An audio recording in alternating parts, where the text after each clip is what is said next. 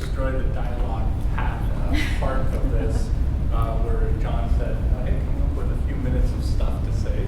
So I came up with a few minutes of stuff to say about my daily life, which is life in the business school. I'm in a marketing department. My degree's in social psychology, and I've transitioned to a different profession.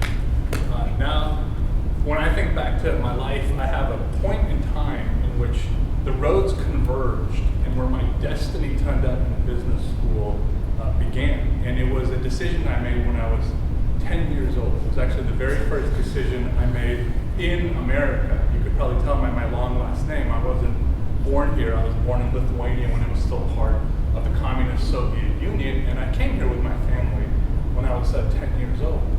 And my distant relatives picked us up at the airport. This is in Los Angeles and LAX. And instead of taking us to where we're going to sleep that night, they took us to a supermarket. And this was the first time I had ever seen such an abundance of things. And my uncle said, here in America, we could have anything you want. Pick one thing you want out of the store and I'll get it for you. And imagine me as a 10-year-old. I had grown up in a place where we didn't have choice. We had one political party, we had one newspaper, we had one flavor of ice cream. Although later I learned that I think Russians had a lot of types of vodka. But as a 10-year-old, things were so scarce when I was growing up. We didn't have things like bananas. Or we got a shipment of bananas once from Cuba, and I stood in line for 3.5 hours to get a banana. And after I bought it, I shoved the whole thing in my mouth with the peel.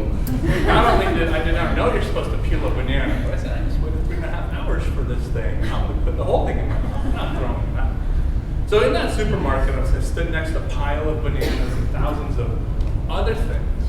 I remember walking around and something from the distance beckoned me. Said, Vlad, this is the thing you got to buy. It was radiating at me. And I remember I said, Uncle, I want this. My very first taste of capitalism was a pack of Bubblicious watermelon bubble gum. And capitalism tasted good, especially because I unwrapped the bubble gum. But I've always had a fascination with not only just why people do the things they do, but especially how people spend their money. And so when I was in a social psychology program, I was in the social psych program in Arizona State. I was there for 6 years. And around year 4, I said, I want to end up in a business school. I didn't know it beforehand, but I learned some things in graduate school, and I said, no, this is where I'm putting my eggs in that basket.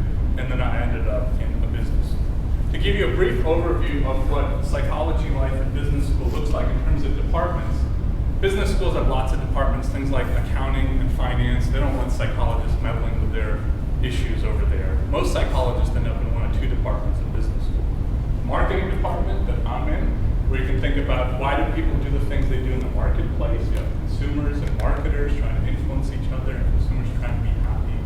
And you have the management group. This is organizational behavior, where you have the workplace.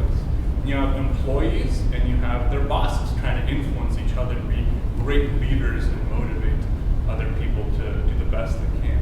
And when you really open up, say, a social psychology textbook, pretty much every single chapter in a social psych textbook applies somewhere in here, where almost anything you study in social or personality psychology has relevance to the business world because, hey, it turns out people are there too, and that's what we study. We study people. So let me tell you some of the good, the bad, and the not so good about business. So the first one is the obvious one, which is business schools pay all right. When I decided to pursue business school in graduate school, people were saying that I was selling out. Bob Cialdini was my advisor, rephrased it a little bit differently. He said, Vlad, you're not selling out, you're cashing in. And so you can look at business school that way. Now, just to give you some concrete numbers, because people talk about money as an abstract thing. My department at the University of Minnesota, we hired a freshly minted PhD student. You got a standard package, that's a lot of people get. Their 9-month salary was $160,000. That's standard. In addition to that, they had a guaranteed 2 months of summer salary just for showing up and for being research active. So you get a $200,000 paycheck out of graduate school when you join business school. In addition, you get an extra 10 grand or so to travel, to get stuff done, so you don't have to worry about that. That's the thing that people notice about business schools. Go, wow, that's not a bad deal, just coming straight out of grad school. What else? A lot of time and effort is spent in psych departments worrying about grants for tenure, grants for funding. In business schools, grants are optional.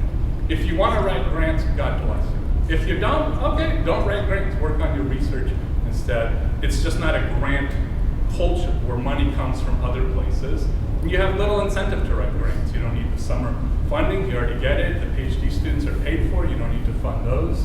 So you lose incentive to write grants, but you still can if you want to. And then finally, when you get that job initially, you're usually given one prep. Means you're going to teach one class for 5 years until you get tenured. It might be an undergraduate research class. You'll teach multiple sections of it. So you say, just get good at teaching that one class and don't worry about teaching anything else. So that's the lovely side of business school. What are the costs? What are the trade-offs? Why isn't everybody at business school? Well, here's some of the other things that come with the good.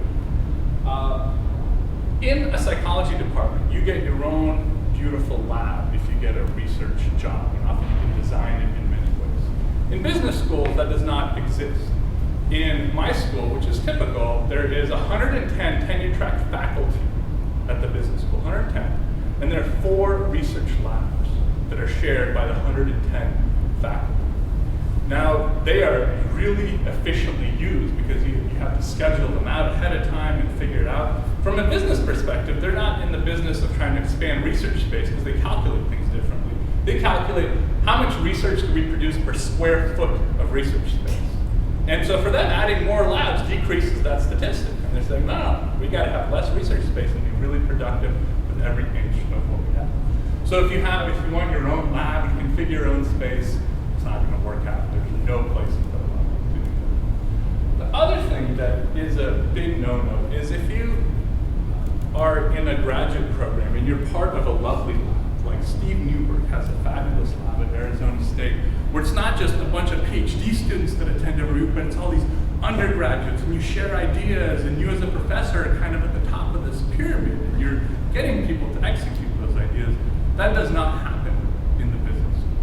Part of the reason is there's simply not enough critical mass of PhD students.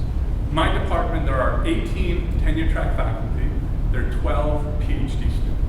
In every department, there's more faculty than PhD students. So there's no lab culture because everyone can't have a lab.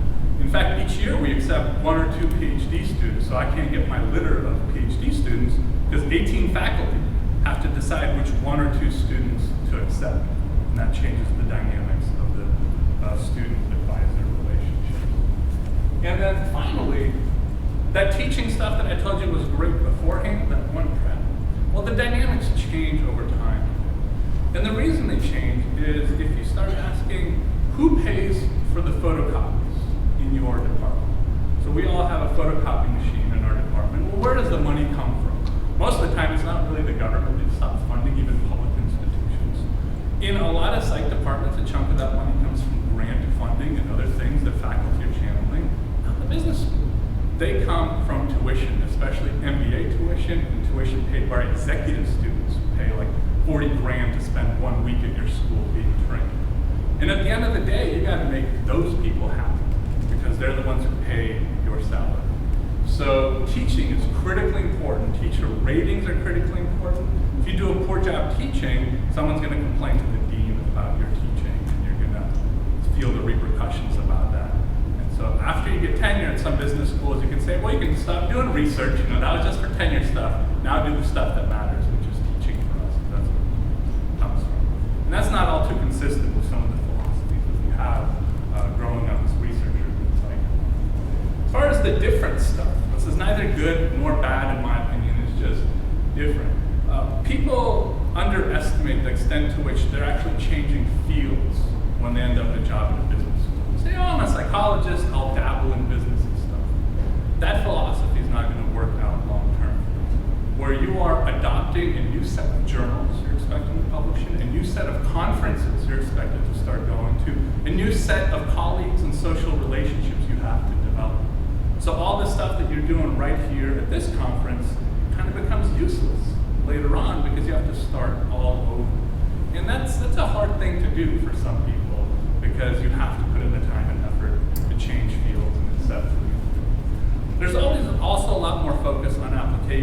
some people really enjoy, because social psychology is sometimes known for not being applied enough. It's just about ideas. What do you do with ideas? Well, business school is one place where you can really force yourself. You'll be forced to apply those ideas. So if you teach classes and you say, well, here's the big theories, they go, yeah, what do I do with this information? How do I make more money with this information? You're forced to apply. One of the downsides of that is when I teach large undergraduate classes, there are no research assistants that come from those classes. There are no people who come up to me afterwards and go, that's really interesting, I'd like to be part of your research. That's not what they're going to do in life. They're going to go out and get a real job. So there's no group of undergraduates who are into the kind of stuff that we do as researchers, which is different. You have to think about that applying more. And then the final thing that was a curiosity for me, where I came from a psych department, which you did research, you try to do good research, sometimes it didn't get published in good journals, but there's a whole bunch of journals out there and you kind of did the best you can. In the business school, especially in the marketing, every school, every department has some very short lists of journals they consider good. And if you're not on that list, you're considered bad. It's a black and white world. And what it ends up doing is either you get published in these things called A-level journals, or you don't publish anything at all. People would rather put stuff in the drawer if it can't be in an A-level journal. So it's a different approach to doing research, where you start thinking, well, if this can't get into the best places, it is simply not worth doing. That's not always conducive to doing good science, because not all ideas are going to be fabulous ideas, but that's how the incentive system is. So, as far as some final tips on how to get a job, we'll talk more about this on the panel. The first time I saw the job market in marketing, I noticed that a bunch of people go on the job market and everybody gets a job.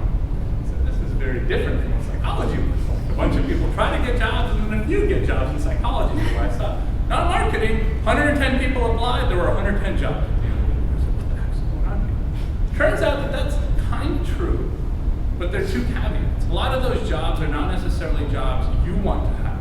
They're in places that you might not want to be, they're in countries you might not want to be. And that other but is that a lot of those jobs are not for you psychologists.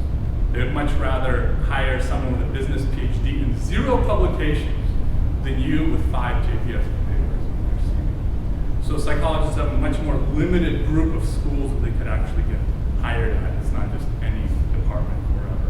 That probably comes from the teaching bias, where they want business students teaching other business students. Another important tip, one that I see bungled a lot, is people from psychology say, hey, I'll just send applications to business schools to see how it goes over there, maybe they'll hire me, maybe they won't. That's a losing strategy. What a marketing department, a management department look and say, are you interested in changing careers? And show me those cues that Steve talked about, that you are interested in changing careers. Are you applying to a bunch of jobs in different fields? If so, we don't want you, because you're not committed to being like us. And the in-group is very powerful if they're going to accept you into their in-group. So you got to do your research and prepare before you just start sending applications on, because you're unlikely to be met with a lot of success.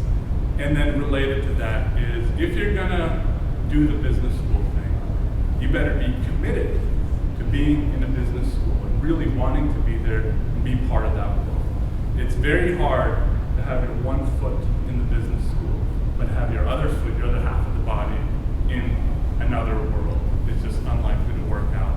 You're unlikely to get it. So is business school right for you?